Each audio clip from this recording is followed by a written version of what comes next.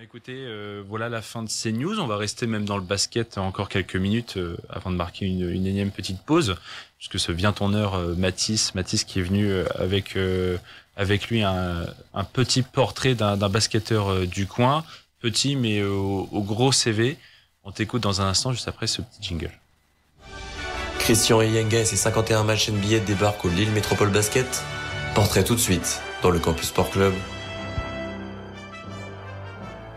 Donc Mathis, tu vas nous parler de ce Christian Eyenga qui nous vient d'Espagne, mais qui a eu, donc comme tu le dis si bien dans ce jingle, une petite expérience quand même outre-Atlantique. Et oui Adrien, aujourd'hui je vais donc parler de Christian Eyenga, la nouvelle recrue du Lille Métropole Basket. Ce nom ne vous dit peut-être pas grand-chose, mais pourtant Eyenga a tout d'une recrue XXL pour l'équipe lilloise. Alors pour commencer, apportons des éléments de contexte à cette arrivée qui est venue chambouler l'effectif, après seulement un peu moins de 2 mois de compétition. Les hommes de Maxime Bézin ont réalisé un début de saison canon, 4 victoires en autant de rencontres en Leaders Cup face à l'Alliance Sport Alsace et le rival de Nain. Mais justement, lors des ultimes secondes de ce 4e match, Shekina Mounanga, le Lillois le plus en vue jusqu'ici, s'est rompu les ligaments croisés du genou, mettant un terme prématurément à sa saison. Une belle tuile pour le board lillois qui a perdu un élément majeur de son effectif le 6 octobre dernier.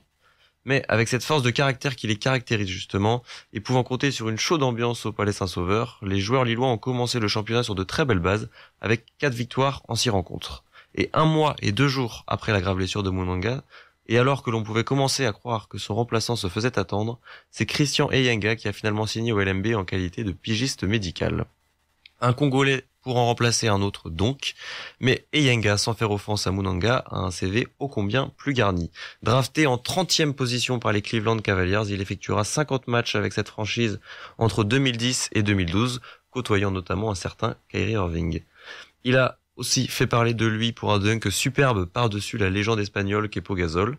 Pour résumer, il a fait une demi-saison aux Cavs où il valait tout de même 7 points et un petit peu moins de 3 rebonds de moyenne par match.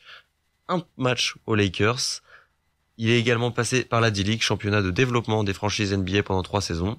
Depuis 2013, il évolue en Europe. Il a connu la première division polonaise, la première division italienne et pour finir la Liga Endesa, donc la première division espagnole avec 7 saisons, dont les 6 dernières dans le même club qui est Fuenlabrada.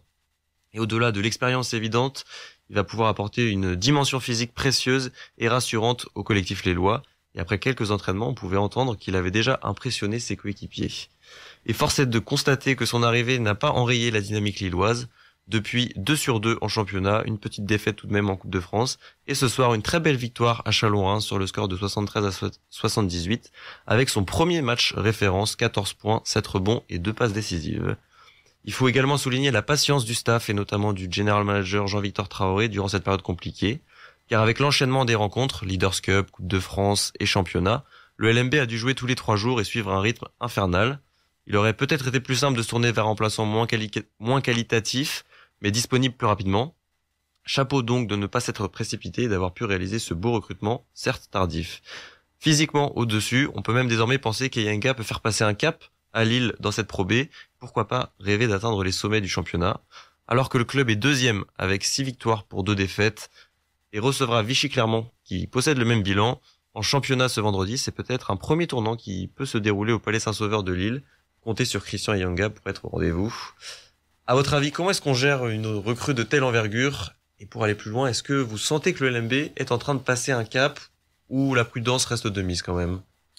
C'est un cap, ça dépend ce que tu sous-entends par passer un cap, parce que même, par exemple, moi qui les ai pas mal suivis la saison passée, accrocher cette 4e place, en tout cas, ou 5e place, mais en tout cas, faire cette grosse saison avec un effectif aussi jeune et renouvelé, c'est déjà franchir un cap pour moi. Là, ils sont peut-être sur les mêmes bases et les mêmes ambitions. En tout cas, vu ce qu'ils ont pu montrer la saison passée. Mais ce recrutement a l'air malin, comme tu dis. En tout cas, c'est toi qui l'as peut-être plus vu jouer. Il est quoi sur le terrain? C'est un scoreur, c'est un leader, c'est un défenseur. Et qu'est-ce qu'il apporte le plus sur le parquet?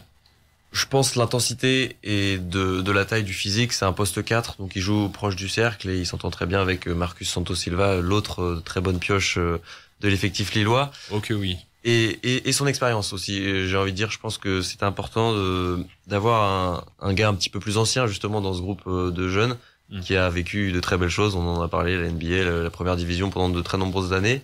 Il est capable de cadrer un petit peu plus les choses, notamment quand ça peut avoir tendance à partir dans tous les sens. Je disais justement un effectif qui est encore même cette année jeune, et Bien sûr. lui c'est le deuxième joueur qui a plus de la trentaine seulement. Donc c'est aussi cette part d'expérience, sachant que le seul joueur qui avait la trentaine c'était Marco Sukaumu qui en a 38 quand même. Donc il y avait un sacré gap entre lui et la vague qu'il suivait en niveau de l'âge. Donc là il y a un peu cet entre-deux, comme tu dis, ça doit aider en tout cas sur un parquet. Ouais, bien sûr, et puis c'est très bien intégré au groupe, il est francophone, il parle aussi espagnol, donc pour Marcos Sukaumu, rien à redire pour l'instant, début de saison parfait, et je pense que les Lillois attendent avec impatience cette belle rencontre face à Vichy ce vendredi, ou peut-être premier tournant de la saison. Surtout que tu parlais d'une seule défaite ces derniers temps, et c'était face à Vichy en Coupe de France. Exactement, revanche à prendre. Revanche à prendre. Merci Mathis pour ce petit portrait, comme à chaque fois.